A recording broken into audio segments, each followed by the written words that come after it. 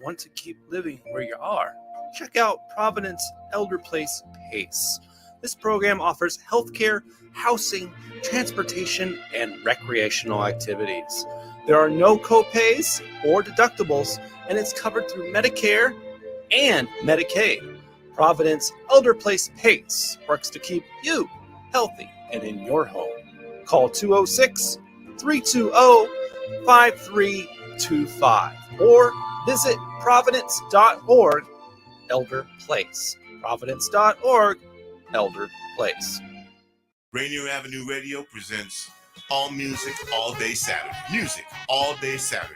This is Edwin Bailey, Bulldog Blue. Jazz from the Cabinets. That's right. It's time once again for Jazz from the Cabinets with Big Poppy. Start Time. Thanks for tuning in. My name is Paul Pierce. This is Start Time. Saturdays, all music, all day. Reggae Hour. K-Fox Night. Looking for the perfect beat? Yeah, it's the beat of the box. Fresh Juice. D-Money and Myself to the money. Honey Size Patron. Taylor Hart. Resistencia. The Northwest Rap Gang. DJ Medina.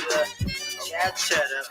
Northwest Rat Game. Sergio Lacour's Love Line. It's Sergio's Love Lines with Sergio LaCour. Go to the phone line. Tell her who we talking. Sea Monster Radio. Mo Jams is your jam. We're live. Welcome to Mojo Mondays. This is KZ of KZ Music Media. Caller Goddess for Mojo Mondays. Just my opinion. God is inspiration. All day and all night. Saturdays. Rainier Avenue Radio.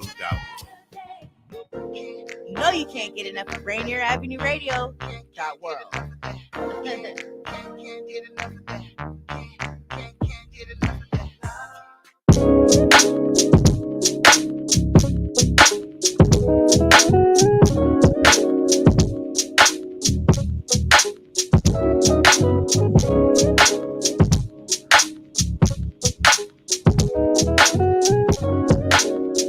Hello, everyone. Hey, look at you, Christina, over there looking like a radio host this afternoon. Do I? Yes. I guess.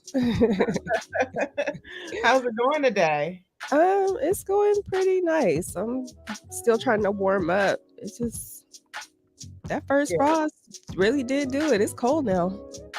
It is. I feel like I got out from my car.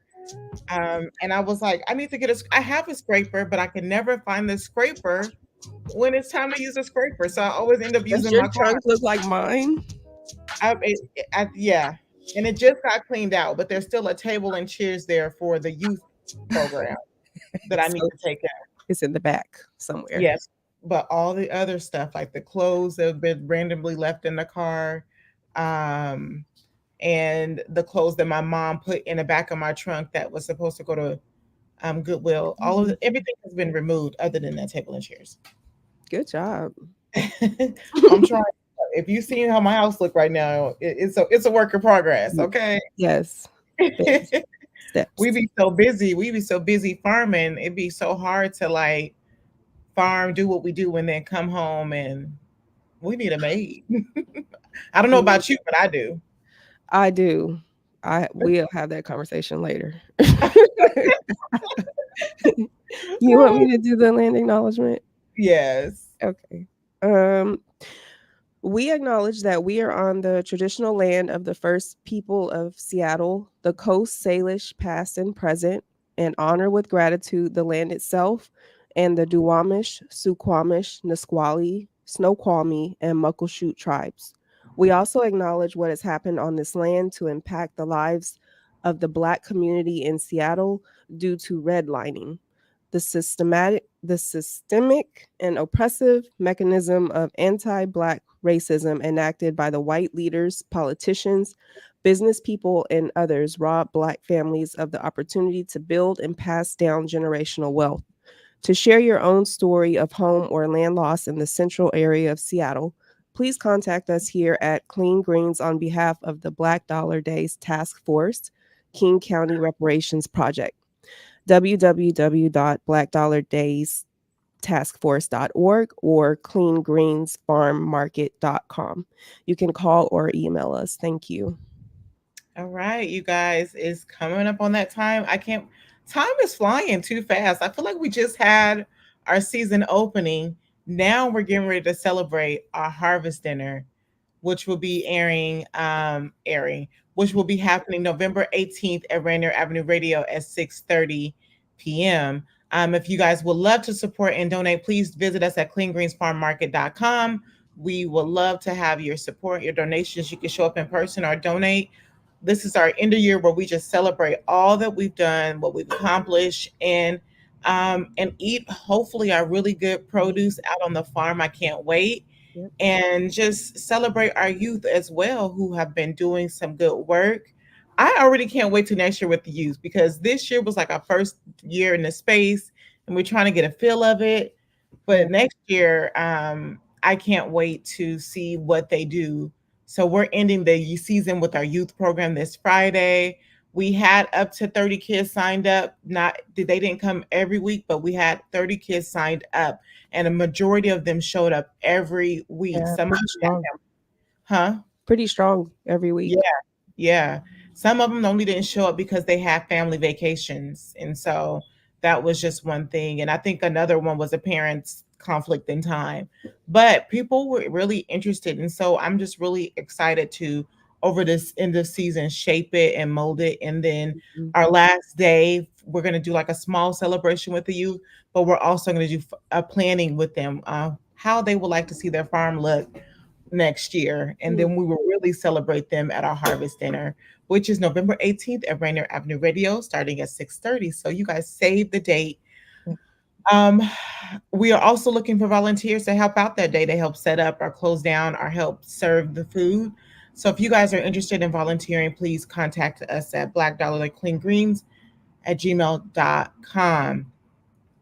It is Halloween. What the heck? First of all, why are these costumes so expensive? Okay.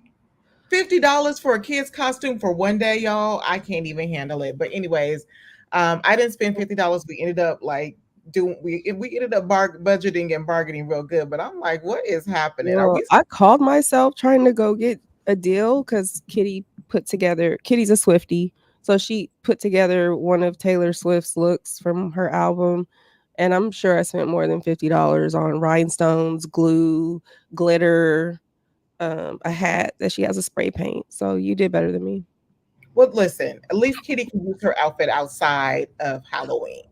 Oh, that is true. Yeah, and she put it together. So that's creativity. That's something she can use. So don't feel too bad.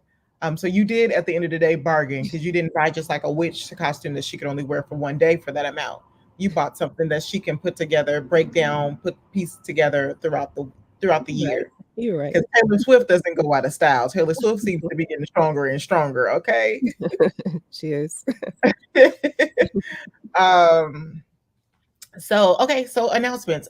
DJ Smooth T will be passing out candy and playing music tonight for trick-or-treaters outside the Columbia City Theater. So if you guys are in the area, don't forget to stop by the Columbia City Theater and trick-or-treat there. There'll be there'll be music and there'll be candy.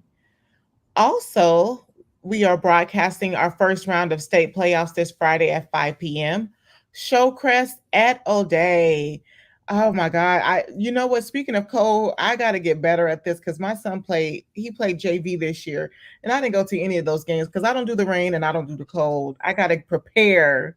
But you guys, please go out and support them. Get your thermals, get your rain gear, go out and support these children as they work their butts off at the football game. And some of these guys, it's their last year. So go out and support them and cheer them on. The series final of Here and Now is this Thursday at 6 p.m. John Yasutaki is moving to Portland and will end his show. What? I almost cried reading this announcement. John Yasutaki is leaving? So please, you guys, check in this Thursday at 6 p.m. and send him off well. He works hard. He is hilarious. And we just want to show him love. So you guys show up for Here and Now and their final series. All right, guys. Wow, that just kind of little broke my heart. I've met him a few times. I'm totally out the loop. Right, you just like, who is John Yasutaki? All right, guys. I am super excited to have our guest on today.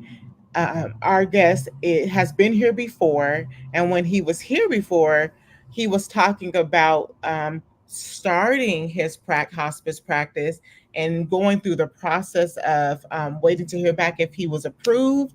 And is so excited that Nathan was approved. So we please welcome Nathan onto the show. I don't want to waste time reading your bio, Nathan, because you've been on here before. And if anybody remember, he was on here talking about his hospice care and the lack thereof of hospice care for people of color. And he has created that hospice care. And so I'm just so excited to have him on and talk about how it's going in that process. So everyone, please welcome on Nathan. Hello. Hey, Nathan, how's it going? Hey, everybody. I'm doing well. How are you? We're doing good. Got your jacket on. You feeling that free? Yeah, I just came in and I was like, it's still kind of chilly in here, so I was like, I might as well just keep it on. But yeah, thank you for having me. I appreciate it. Like you said, the last time I was here, I was just talking about the process. We hadn't been approved, and it's just a real competitive process. But we finally got the approval, like you said, from the Department of Health, and then we just got our accreditation. So that was a big deal because it's a healthcare facility. You can't, without the accreditation, you can't really. It's just difficult to really bill, and it's really difficult to provide community services. And people want to know, are you legit? They want to know that you've been through some kind of survey, audit, and checked, and somebody that knows what you're supposed to do has accredited you. An entity has accredited you, and so we were able to get that. And I think just to give everybody a little bit of background for me, why I got into hospice. I had my master's in social work, and I wanted to do social work after graduating. I never thought I would work in the death and dying side of things, but somehow, some way, I found that this was the right fit for me. And people ask me, why I do this, and what inspired me to do this. And my answer always is, it's not so much what inspired me to start doing it. It's the stories that have inspired me to stay in it that I think is why I am working with, this population, our elder folks, our elders, working with our elders at end of life care. And it's the stories that keep me going. And as a social worker, I saw things that I wanted to make a change in. When I was a hospital social worker, and I realized the only way to make the change was to start my own. And so that's kind of how I started out and wanted to establish facilities, just because I wanted to be able to do things the way that I have a social worker mind, but then I also have, kind of this, I'm very determined. If you tell me no, I'm just going to go start my own thing over on the other side, and so that's kind of how I came about doing what I do. Nice. So I have a few questions. Yes. Kind of walk us back through that process. Okay, so those of you who do not know what hospice care is, that is where elders or those who are dying go and receive care. And what I loved about what you were talking about, Nathan, is you do this because you care, and people really need that at the end. So can you, just walk us back, because you said this process was hard. What was that? How many applicants was there? How many applicants was there? And what was that process? Can you just remind us a little bit about that process? Because I feel like they only choose one person, right? Out of those people? Yeah, they only chose two, and we were one of the two, and there were several applicants.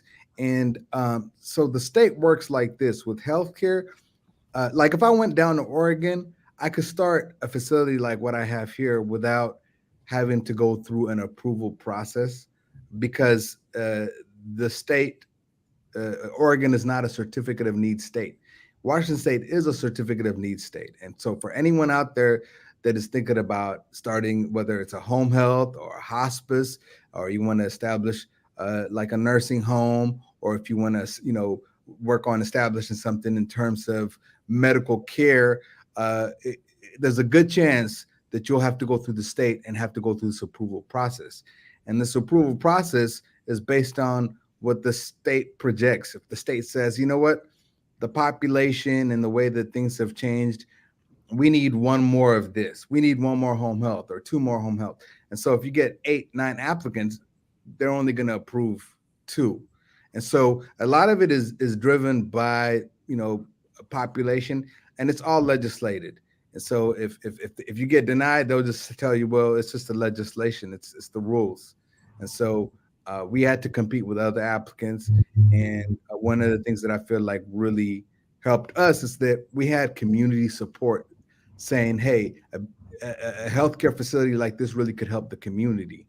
And, and I had a lot of connections with community members, and and that's how I got to meet you, Breeze, through Miss Cassandra and Dr. Jeffrey, who I'd established a relationship with, and me and Cassandra have that Oklahoma connection because I went to school in Oklahoma and she's from Oklahoma.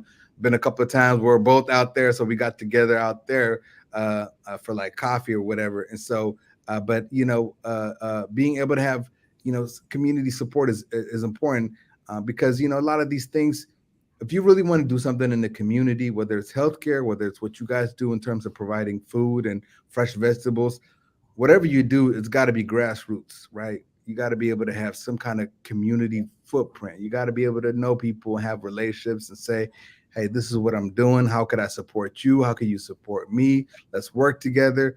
And that's how things work. And that's how you're really able to have a positive impact in the community. And we showed that, and that helped us get approved. Nice. I'm glad that we were able to lend a voice as you were out there in the grind trying to get this hospice. And tell us the special part about your hospice, because you say our community showed up and said, we need a hospice like this. What do you mean by we need a hospice like this? Tell us about that. That's a great question. So what we provide is medical care. We provide nurses. We provide nurse aides who are able to provide hygiene and like bathing care for those that are at end of life. We provide a spiritual care coordinator. We provide volunteers. We provide social work services for those that are at end of life, right? And so it could be helping them with end of life arrangements, funeral planning. That's usually something that the social worker does. The nurse comes in and they're able to provide, medication, medical equipment, supplies to take care of, everyday things like if they have, if they are incontinent, adult briefs, things like that. Just things that you would normally have to go out and get. We try to bring it to you. And everything that we do is at the patient's home. So they don't have to go out, especially with those that are, struggling with diseases like Alzheimer's or dementia. It's hard to be able to get them to an appointment. So we come to them and provide that medical care. And all of this is overseen by our medical director. Her name is Dr. Carla Ainsworth, and she provides all the, if there's a, medication needs to be ordered, she orders that. If there's anything that needs to be done, we try to keep it so that, people don't have to go to the emergency room if they need something. We're able to provide those types of care for them. And what makes us unique is that because we understand the need to have cultural competence, we want to make sure that those in the community if you need hospice services, you don't have to wonder, okay, are they going to understand where we come from culturally? Are they going to come in and try to take over? Or are they going to be respectful? Are they going to want to know who we are? And that's one of the things that I realized as a hospice social worker is that if you don't make effort to do that, it's hard to gain trust, especially in a healthcare system with a lot of people because of historical trauma. They don't trust the healthcare system. And so it's nice to see somebody who looks like you on the other side. It's nice to know that, okay, this is a Black-owned hospice. And so, some of the negative experiences that people have had with healthcare, and especially those our elders that are at end-of-life care, they've been through mistreatment in the healthcare system. And still today it happens. It's not just something that happened like 40, 50 years ago. It still happens today. Discrimination still goes on today. And so we try to bridge the gap between people of color and healthcare and the lack of trust there is by having representation. And so that's what makes us unique. Nice. I love that. I love it, especially when you talk about the discrimination that goes on. Yes, it definitely still goes on to this day, which is crazy, that they don't think that people of color deserve care. And to be at the end of your life, you want to make sure that you're taken care of and appreciated. And for those who are leaving their loved ones in care, can feel comfortable to know that they're being taken care of. So I'm excited that you're out there. So how is it? What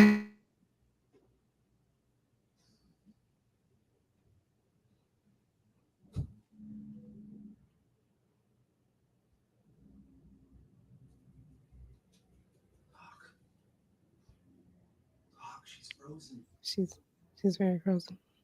So talks. Hey, Here we Nathan, go. I suppose Brianna will be back. I was Yeah. like, expecting her to snap back. Okay.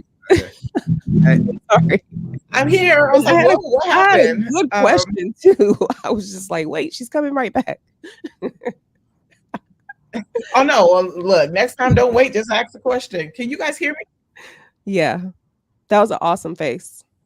Oh, you said what? That was an awesome face that was frozen on the screen. Oh, thank you. You're welcome. Go ahead, ask your question, Christina. Oh, I guess first I just wanted to say thank you and praise God for I guess just giving you the fortitude, like the know-how and the desire to figure out how to get there, because like I don't know, I guess I'm just feeling like to give respect for people that know how to get stuff done. Like you did it, you're there, and now you're able to give back and provide, this service for our community. So thank you for that. And then I had a thought in regards to like the elder care and discrimination. And it just makes me sad. My grandmother was in her home until she was, I think, 94, and she ended up, and she kept a clean home. She's like my role model. And she ended up falling and breaking her hip, and that placed her in a facility. And then they found out she had some cancer in her stomach, and she ended up passing in the nursing home. And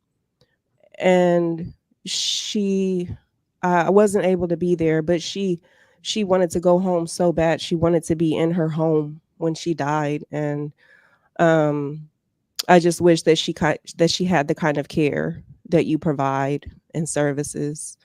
And thank you again. So I guess maybe I don't have a question, but I guess just a lot of gratitude. no, I appreciate you saying that. And that's really it. It really is about taking care of our elders. I read somewhere recently, without our elders, we don't have a community. Yeah. You can't call your community a community if you've not included your elders. It's an incomplete community. And so I really believe that we got to take care and look out for our elders.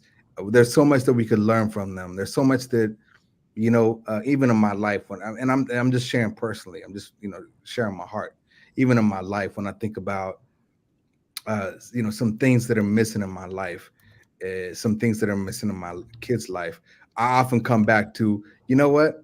I'm not exposing my kids to their elders as much as I should, because there's so much that they could learn. There's so much I could still learn from my elders. And if all I'm hanging around is people my age and my peers, and they're just saying things they're just repeating things that I probably say, and they're doing things that it's like, a bunch of yes mans, right?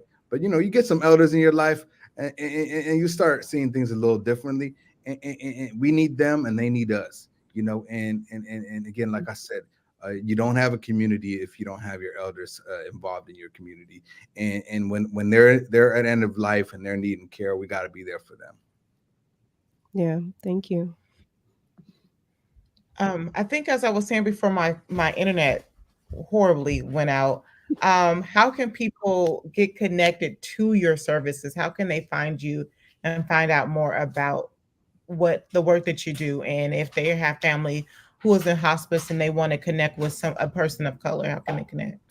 Yeah, the one thing I want to say about that is to share our number. It's 206-659-9998. 206-659-9998. Part of the reason I share that is sometimes, you go to our website and it's a long website. I got to do something a little bit different. So sometimes I'm like a little hesitant to share because it's a long name. It's Heart and Soul Hospice.com, and it's a lot of letters, but it's heart and the letter N soul hospice.com. But call our number. Love to talk. Sometimes a lot of people when they are trying to get information, the first thing they're trying to do is be educated. And to be educated, it really does help to talk to somebody. I mean, I could send you the link and you could read a little something here, a little something there, but I think it's really important to talk to somebody. And so give us a call. We'd love to be able to provide the education, what it is, why it could be of help to you. And a lot of people have misconceptions, and today, today's Halloween, right? And so much about death and dying is mixed into all of that. Like I was driving a couple of days ago and I saw like somebody's yard and they had skeletons. And then right in the middle, they had a coffin. And so like people associate death and Halloween and, there's all these fears and misconceptions. So, it's always good to talk to somebody from our hospice to get educated. And that's one of the big things that I try to do in the community.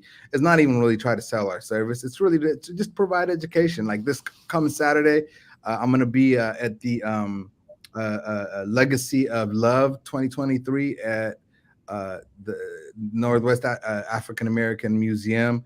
It's being hosted by my good friend Karen Winston, who is part of the Mayor's Council on African American Affairs. And an event like that I go to help provide education, to make connections. And, I'm really informal when it comes to talking to people about what end of life care is, and just kind of connecting with folks in the community. And so that's what we try to do, is just try to provide that education for people. Well, it literally takes a strong individual to do hospice care. And like I always give a shout out to you, I give a shout out to my friend Natasha, who also has worked in hospice care. And I got a better understanding between the two of you, because all I think is like death. Oh my God, my heart would be hurting, would be breaking, but it's just more than that. So I just really appreciate you coming out and always willing to share information and talk about hospice care. And thank you for doing the work and fighting to get this done for our community. We appreciate you and we support you in anything you do. So let us know, keep us updated. That is time for us today on Clean Greens Living. Thank you, Nathan, for coming in. Thank you for having me. Thank you. Keep up the good work. Up next, singer Maya Manzanas is guest on Phil AM Radio. Bye.